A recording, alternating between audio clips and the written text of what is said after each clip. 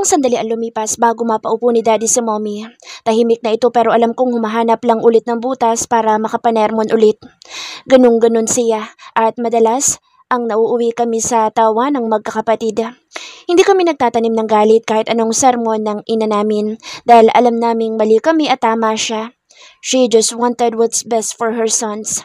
Isa pa ay maganda sa pakiramdam kapag may magulang pang magsasermon at babantay sa mga galaw mo para mapabuti ka. Ayaw na ayaw ko na mababalitaan na naglalaro ka ng babae. 5. Anya. Agad akong tumango at kinuha ang bandehado ng sinangag para paglagyan siya sa kanyang pinggan. May madre po siyang pinopormahan mo. Biglang sabat ni Sais at kung hindi lang kasalanan ang pumatay ng sariling kapatid ay baka nakabulagtan na siya ngayon sa sahig. Foots pa. Pahamak ka talaga. Ano? Umalingaw-ngaw ang malakas na sigaw ni Mommy. Anak, hindi na kita matutulungan dyan. Dinig kong bulong ni Dad. Diyos ko kang bata ka! Kahabagan ka ng Diyos! Napasanap na cross siya dahil sa sobrang pagkabigla. Sinipa ko ang paa ni Sais dahil sa inis sa panggagatong niya sa kasalanan ko pero imbes na masaktan ay lalong umisi ang loko. Tapos sinipuan niya, Mommy. Dugtong niya pa. Diyos ko! Yung anak mo! Tumawag ka ng mga pare at albularyo. Baka madadala sa padasal at orasyon ang kalandian yan. Nagmamakaawang, tugon ni Mommy sa ama naming hindi naman alam ang gagawin. Hindi na biro ang kahiligan yan. Mom naman.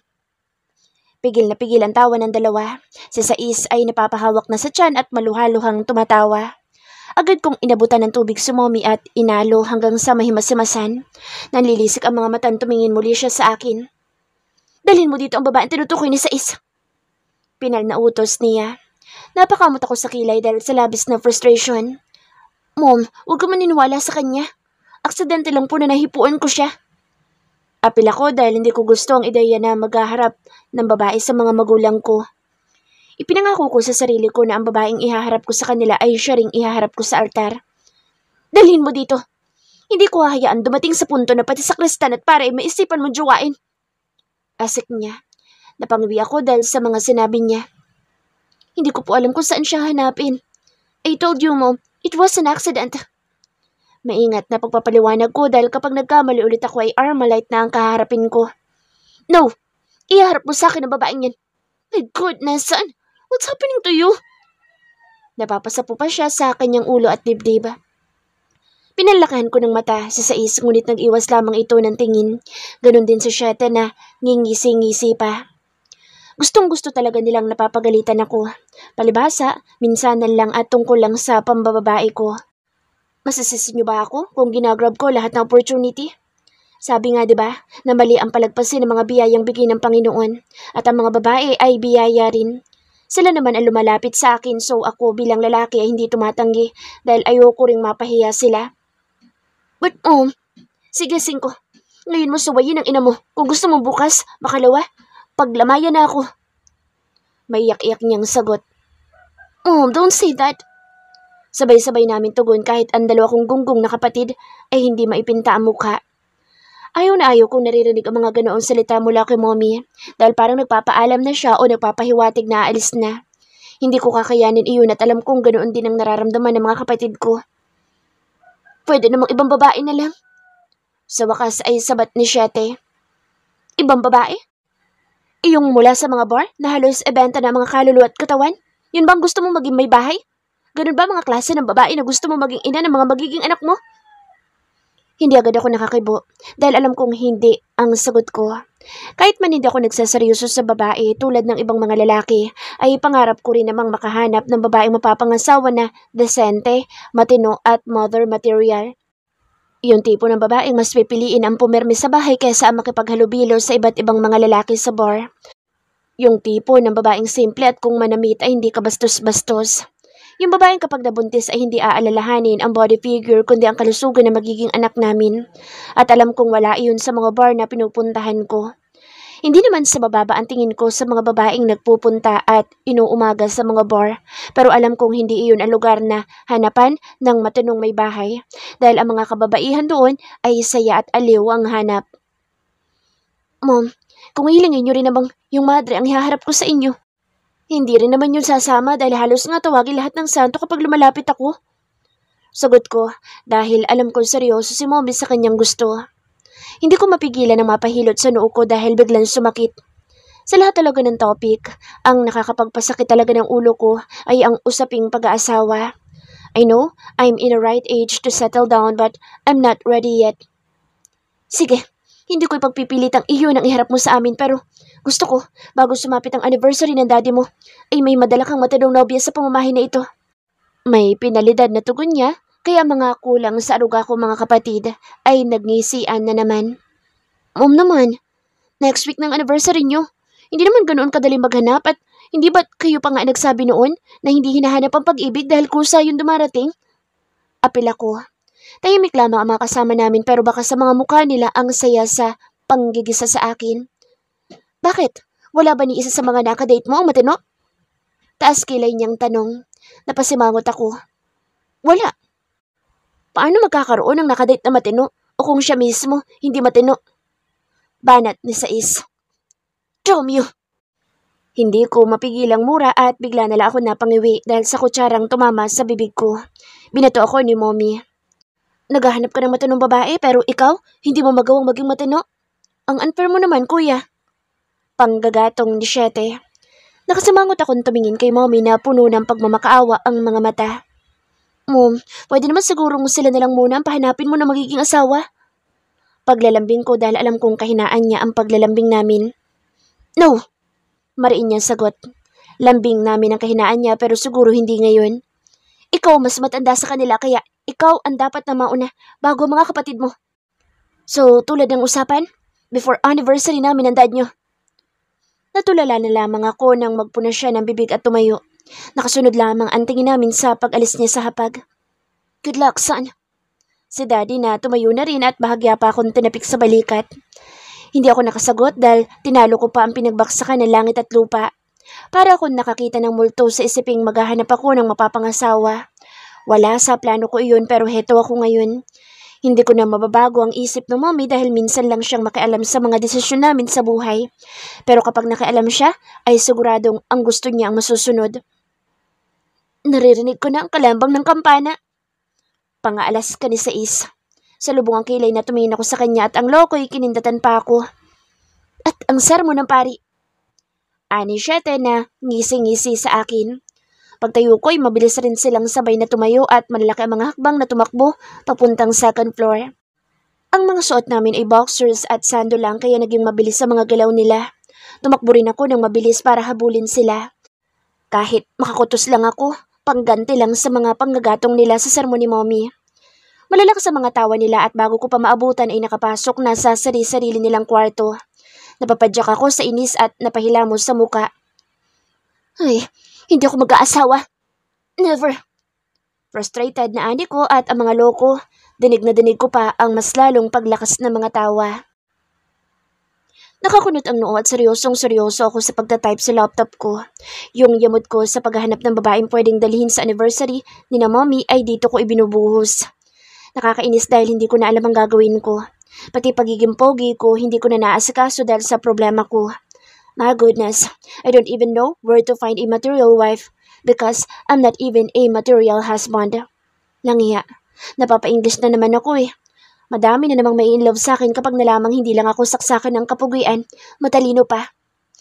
Ano ba naman yan, 5? Bakit nang sino lahat? Abot hanggang sahig ng paghaba ng uso mo. Natatawang kantsaw sa akin ni Sais. Hindi ko siya pinansin dahil hindi ako nakikipag-usap. Basta-basta sa taong hindi ko kasimpogi. Pero kapag ito sinapa ko, mas lalo itong papangit. Huwag mo ako simulan kasi baka masapa kita. Marami akong problema at huwag mo nang dagdagan. Yamot kong sabi pero mas lalong ngumisi ang ulupong. Hindi ko talaga alam kung kapatid ba talaga namin ito. Sa totoo lang, siya ang pinakapangit sa amin. Napakapangit niya. Seryoso ka ba talaga?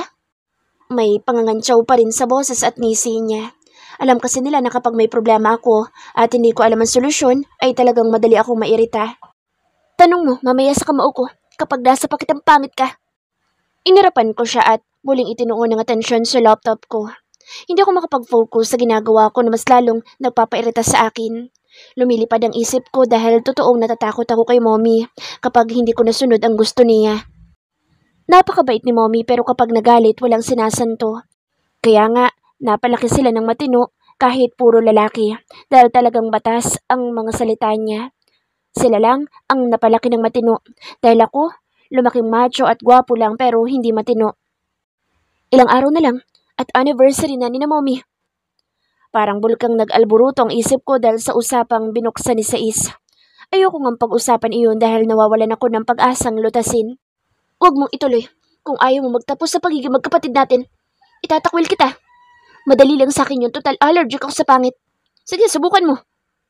Pinandilatan ko siya ng mga mata pero ang loko yung humalakak lang at nakapamulusang naglakad papalapit sa akin. Ayaw mo ng tulong ko? May brilliant idea pa naman sana akong sasabihin sa'yo para malutas ang problema mo. Kumindat pa siya at umakbay sa akin matapos pabagsak na naupo sa kama ko. Masama akong tumingin sa kanya at pabalang na inalis ang kamay niya sa braso ko.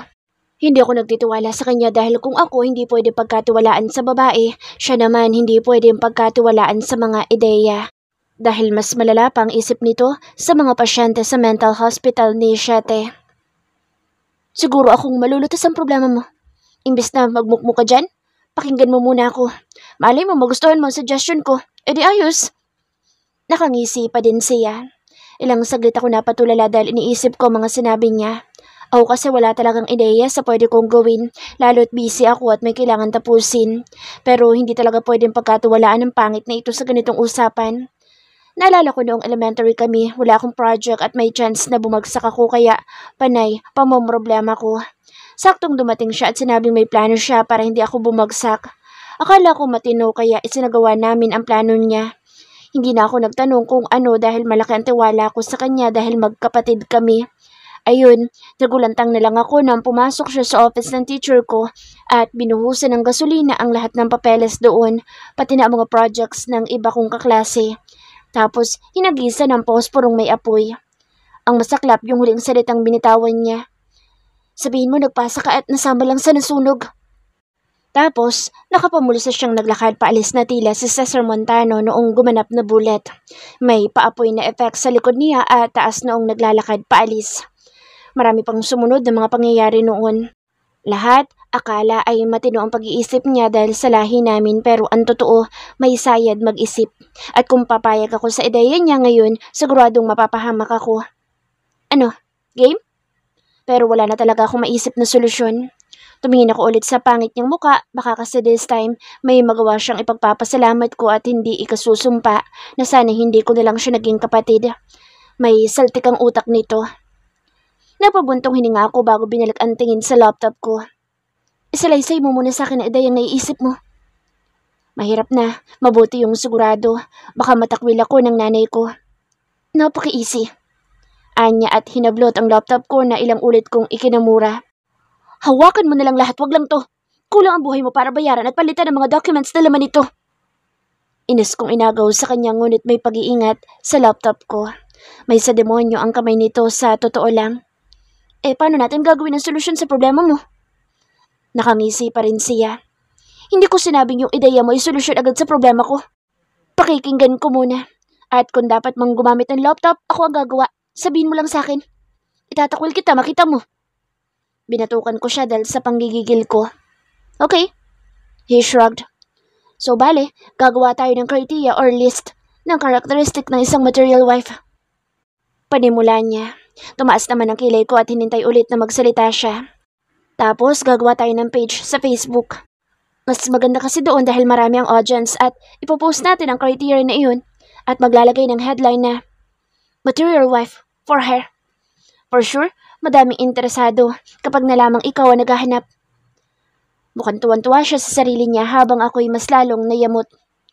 Oo, at kapag nalaman ni Mommy ang kalokohan ko, baka tuluyan akong hindi kilalaning anak. Tumalikod na ako sa kanya dahil hindi ko gusto ang idea niya. Rejected na.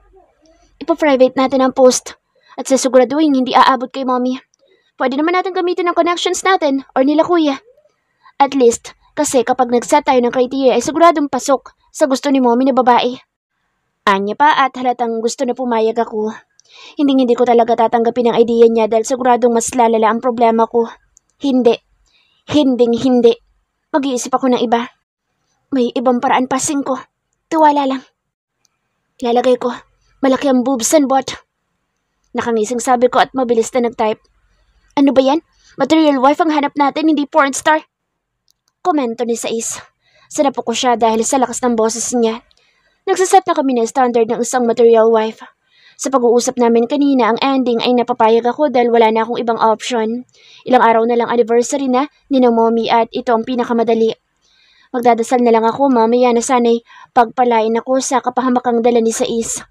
Good luck na lang talaga sa akin. Nararamdaman ko mapapahamak na naman ako dahil nagpauto ako. Ilagay mo, marunong magluto. Sabi niya. Gago, mayaman tayo kaya hindi niya kailangan magluto. Apil ako. Sayang lang sa oras. Remember? Si mommy, di ba? Kahit gaano kadami ang pera natin at pwede tayong kumuha kahit pa ilang chef, ay gustong-gusto niya na siya nagluluto dahil parte iyon ng pag-aalaga kay daddy at sa atin. Ika nga nila, a way to a man's heart is through his stomach. Oo na. At inilagay ko na ang una. Knows how to cook. Okay. Next. Maganda. Sabi ko at itatype ko na sana nang paluin niya ang kamay ko na nasa keyboard. Hindi dapat yan isali para hindi obvious na ayaw mo sa pangit. May interview naman kaya ikaw na ang personal na pumili ng physical appearance. Napatango-tango ako dahil may point siya.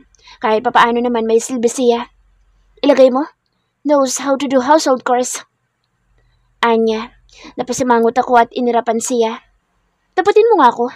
Material wife ba talaga ang hanap natin dito at hindi kasambahay? Tumawa siya at napailing-ilim. Material wife na handang maging kasambahay. Mapagsilbihan ka lang.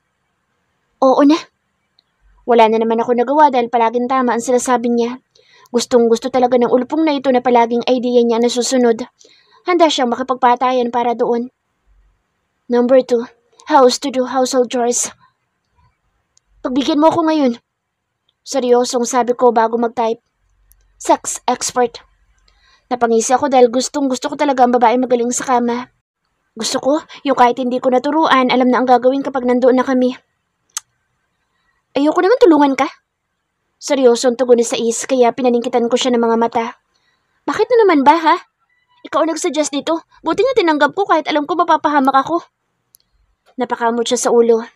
Talagang mapapahamak ka kung ang iisipin mo yung kalandian mo. Kalandian? Aba, hoy, mas matanda pa rin ako sa'yo ha? Inirapan ko siya sabay delete ng number 3. Pang pornstar kasi ang criteria mo. Gusto mo bang masatisfy yung sex urge mo pero magagalit sa'yo si mommy?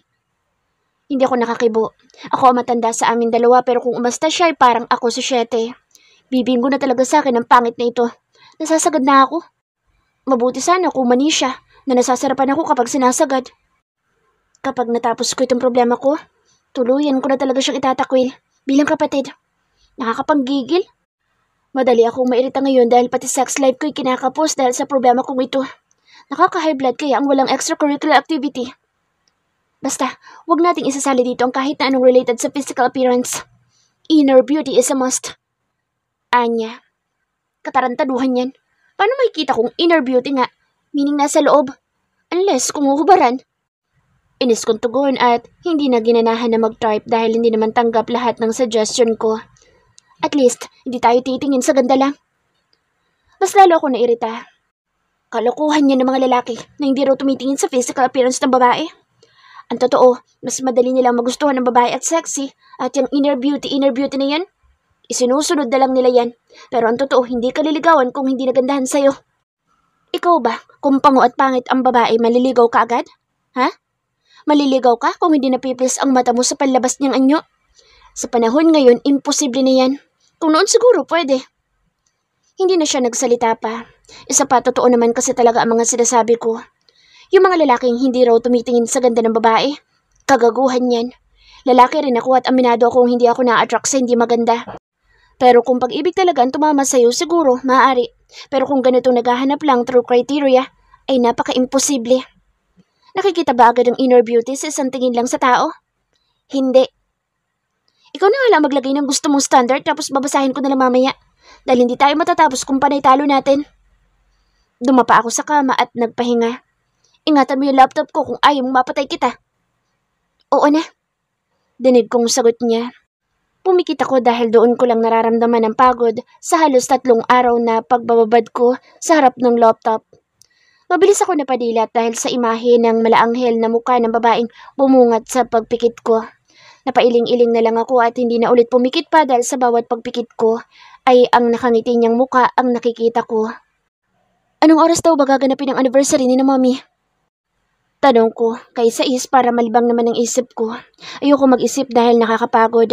Nadadrain ako lalo't hindi pa tapos ang trabaho ko. 7 in the evening, sa Sunday.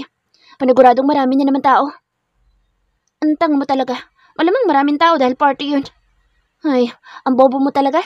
Kaya nagdududa ang iba kung kapatid ka ba namin o hindi. Kantsaw ko sa kanya at nakita ko ang pagsimangot niya. Napakapangit. Ako lang kayang matalino sa atin lahat. At ako lang ang matino kaya napagkakamalang iba sa inyo. Apilan niya habang patuloy pa rin sa pagtatype. Panay dinasilip ko sa ginagawa niya sa laptop ko dahil baka nandidelete siya ng files. May saltik ito kaya ikinatutuwa niya kapag may naaagrabyado siyang tao. And by the way, aattend daw tayo ng mass sa linggo as usual. Napabalikwas ako dahil sa sinabi niya. Saan daw tayo magsisimba? Nagsalubong ang mga kilay niya na tumingin sa akin. Ano bang klaseng tanong yan? Malamang sa St. Clair. Yun naman palagang pinagsisimbahan natin dahil yun ang pinakamalapit. Sabihin natin kay Mommy sa iba na lang tayo magsimba. Dapat lumalayo din tayo minsan sa nakasanayan. Para naman may new experience. Tugon ko dahil parang ayoko munang pumunta sa St. Clair at patawarin nawa ako ng Diyos. Sige, sabihin mo yun kay Mommy para sapukin ka. Ngingisi-ngising sagot niya dahil alam niyang ayaw na ayaw ng ina namin na tumatanggi sa paanyaya patungkol sa Diyos at mga santo. Napabuntong hininga ako at muling humiga sa kama. Ano na ba ang gagawin ko sa buhay ko? Ilang araw lang ako walang sex life at night outs, pakiramdam ko naging ibang tao na ako. Dan, basahin mo na. Ibinigay niya sa akin ang laptop na agad ko namang kinuha dahil baka ihampas niya nang wala sa oras. Inuulit ko, may saltik ang isang ito. Characteristics and criteria of a material wife. An applicant should possess the characteristics listed below, enable for her to pass the qualification of being the wife of Phip Miller. To test if the said characteristics are followed, Phip Miller will personally interview and interact with the applicant. He will decide if he will accept the applicant to be his girlfriend and soon-to-be wife, if the relationship of the both party works. Here are the list of characteristics. Number 1, knows how to cook. Number 2, knows how to do household chores. Number 3, knows how to talk politely, especially with the parents. 4, demure and ethical in action. 5, has no boyfriend, husband, or intimate relationship with other men. In short, single. Number 6, has no criminal records. 7, knows how to socialize with other people. 8, with good family background. 9, knows how to handle useless person. Specifically, 5th. Number 10, last but not the least, virgin. The contract will discuss if you are chosen. Thank you. Bakit kailangang ilagay na no criminal records? Sa pangit mong yan, pati ba naman utak mo kinakalawang na rin? Ano ba naman yan, Sais? Nayayamot kong si Tama tapos kong basahin yung ginawa niya. Anong kanak ng kinakalawang na utak sa pangit? Ikaw talaga maisingit mo lang talagang panglalait sa akin eh. Sabat niya at padabog na tumayo. Bakit nga kasi pati criminal records? Ulit ko. Sige, matanong kita. Gusto mo ba ang ipakilala mo kay Mommy ay magnanakaw? Mamamatay tao? Akyat bahay? Mandurukot? Ex-convict? Tinaasan niya pa ako ng kilay na tila nangahamon samantalang ako'y pinaniningkitan siya. Ang OA mo? Wala naman siguro babaeng ganun? Grabe naman. Yan kasi. Manilang nila ang gusto mo. Kaya hindi mo alam ang realidad na moderno na ang panahon at pati mga babae ngayon. Kaya nang gawin lahat ng ginagawa ng mga lalaki. Anya.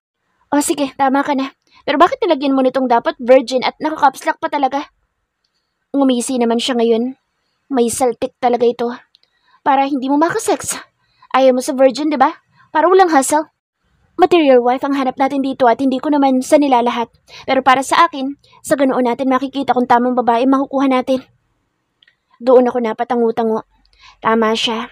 Ayaw na ayaw ko sa berhen lalo kung hilig lang ang meron ako at walang pagmamahal. Dahil ayaw kong ako ang una makakasira ng pagiging pure ng kahit na sinong babae. Aminado ako mahilig ako sa sex pero may konsensya ako. So, paano natin malalaman na virgin? Kakalikutin ba natin? Papayag kayang applicant? Of course, oras na makita nila ang napakagwapo kong mukha, alam kong kusa nilang ibubuka ka ang mga hita nila. Kumalma ka nga. Naluloko ako sa kakulitan mo. Anong tingin mo sa pearless ng mga babae? Sarang radyo? Sabay kaming natawa. Minsan lang talaga nagiging gwapo sa paningin ko itong kapatid ko eh. Madalas kasi ang pangit niya pa rin. Ipapadoktor natin. Sayang, akala ko tayong kakalikot. Nagkatinginan kami at sabay na namang natawa. Basta, ako nang bahala dito. Sisiguraduhin ko makakahanap ka ng babaeng ihaharap kay mommy sa araw ng anniversary nila ni daddy. Seryosong tugon niya dahil para yakapin ko siya na mahigpit. Ang gwapo mo sa is. Sunod sa akin ang kagupuhan mo, pero mas gwapo pa rin ako. Pinupog ko siya ng hali kahit panay ang iwas niya. Nakakagigil, ang sarap niyang kagatin sa itlog. Ang baho mo! Sigaw niya kaya napahalaka kami. His person over voice. Napakasariwa ng hangin ngayon habang naglalakad kami ni Father patungo sa labas ng simbahan. Kakatapos lamang ng misa at ang lahat ng tao ay pauwi na rin sa kanilang mga tahanan. Lihim ako napapangiti habang pinagmamasdan ang mga sakristan na nagmamano sa tuwing nakakasalubong kami. Ang saya talaga maging bata, no? Tugon ni Father na nakangiting tumingin sa akin. Tumango ako. Opo, tila walang mga problema at napakasaya ng mga ngiti sa kanilang mga labi. Muli siya naglakad na sinundan ko naman. Ikaw, bata ka pa kaya't kailangan mo sulitin ang iyong kabataan. Huwag mo munang ikulong ang sarili mo sa bagay na gusto mo dahil may mga bagay na naghihintay para sa'yo. Anya, ano pong ibig niyo sabihin, Father? Nasa kanya mga labi pa rin ang masuyong ngiti. Nalaman ko kay Sister Monica ang pansamantala mong paglabas sa kumpento. Nahihiya ako na patango. Hiniling ko po iyon upang magampanan ang aking tungkulin sa akin na katatandang kapatid na may sakit. Sapagkat, Father, pansamantala lamang po iyon at ako po'y patuloy na magsisilbi sa Diyos kahit ako'y nasa labas. Hindi ko rin po iwawaksi sa aking isipan ng pagsisimba sa araw na linggo at ang pagdadasal araw-araw. Paliwanag ko na mas lalo niyang ikinangiti. Masaya ako na susubukan mo ang mundong malayo sa iyong kinalakhan. Hindi sa sinasabi kong ayoko na maglingkod ka sa kanya. Ang sa akin ay bata ka pa. Sa bata mong edad ay may naghihintay pa sa iyong mga karanasan at pagsubok. Gusto ko na maranasan mo ang mga iyon at maging masaya bago ka tuluyang maglingkod sa kanya na walang tanong sa iyong mga isipan. Hinawakan niyang aking ulot, umusal ng maikling panalangin. Napangiti ako. Matapos nun ay nagpatuloy kami sa paglalakad hanggang sa marating namin ang bukana ng tarangkahan ng simbahan. May mangilan-ngilan pa rin mga taong pauwi pa lamang. Magandang umaga po, Father. Sa inyo rin po, Sister. Yumuko ako at nagbigay galang sa matandang babaeng lumapit. Nagmano ito kay Father at tumango naman sa akin. Sa kabila ng pagiging matanda dahil sa may kaputi ang buhok at nangungulubot na leeg, ay makikita pa rin ang kagandahan nito noong kabataan. Kulang man itong alahas o koloreteng suot ay halatang may kaya sa buhay dahil sa gandang magdala ng damit. Mas lalo akong napangiti. Pagpalain ka ng Diyos. Sagot ni Father. Maraming salamat, Father. Anibersaryo ho namin ngayon ng aking mahal na asawa at kung mamarapatin niyo, ay gusto ko ho sana kayong kumbidahin. Magalang at may suyo niyang tugon. Bakas ang saya sa kanyang mga mata. Nais ko man tanggapin ang iyong paanyaya, Mrs. Miller. Ngunit ako'y may kailangan daluhang misa, mamayang hapon. Ngunit maraming salamat pa rin sa inyong paanyaya. Balugod na sagot ni Father. Hindi ko pinansin ang pamilyar na apelidong binanggit ni Father dahil alam ko nagkataon lamang. May kilala akong Miller ngunit para sa akin ay napaka-imposibleng kamag-anak niya ang ginang. Napada ko ang tingin sa akin na magandang ginang kaya yumuko ako at muling nagbigay galang. Hindi ko inaalis ang ngiti sa aking mga labi. Napakaganda mo naman, Binibini. Nagulat ako nang hawakan niyang aking muka at masuyong haplusin. Parang birhen ang iyong muka at tila ngiti na isang anghel sa liwanag ang iyong mga ngiti. Maraming salamat po sa inyong papuri. Sagot ko. Marami akong anak na lalaki. Baka ako gusto mo na magiging asawa? Pagbibiro niya at humalakhak. Napatingin ako kay Father na ngayon ay malaki ang ngiting ginaganti sa akin. Naramdaman kong pag-iinit ng aking mga pisngi dahil sa hiya. Alam kong biro lamang iyon ngunit hindi ako sanay. Wala naman kasing nagbibiro sa akin tungkol sa ganitong bagay lalo't kapag nakita nilang nakasuot ako ng belo at damit madre. Paglilingkod po sa Diyos ang aking nais. Kung sana lang katulad mo magiging asawa ng aking ikalimang anak na lalaki, siguradong wala na ako magiging sakit pa sa ulo. Anito na napapailing na tila iyon ang pinakamalaking problema nito. Honey, sabay-sabay kaming napatingin sa likuran ng babae dahil sa paglingon nito sa baritonong boses ng tumawag. Natanaw namin ang lalaking halos matanda lamang ng konti sa ginang. Matikas ang pangangatawan sa kabila ng puting buhok at tila binata ang forma. Honey, sagot ng ginang na lihim kong ikinangiti.